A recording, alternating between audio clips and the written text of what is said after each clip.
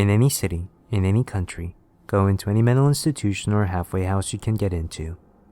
When you reach the front desk, ask to visit someone who calls himself the holder of reality. The receptionist will lead you up a flight of stairs that run much higher than it seems the building should be, before finally coming to a top floor where you'll find nothing more than a single door. As you approach the door, the receptionist will make herself scarce. At this point, you could turn around and look for said receptionist, but doing so will only get you lost in the halls of the mental institution forever.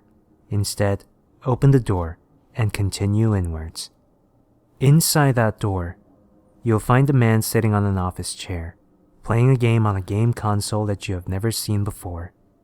The console is a bizarre design, with a case made out of wrought iron, etched and painted in twisted demonic designs.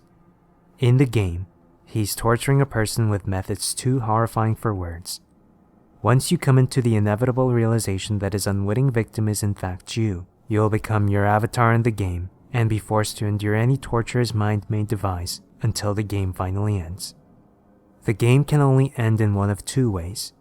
You probably will go insane, in which case he'll tear your every soul apart purely for his own delight. However, you might successfully endure the torture and be granted the privilege of asking him a single question.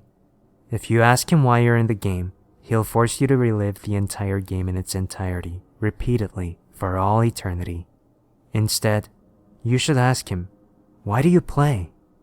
With that question, he'll scream in agony and the console will reset.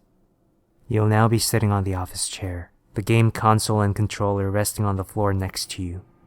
He'll be staring at you through the TV screen, a look of unspeakable fear on his face.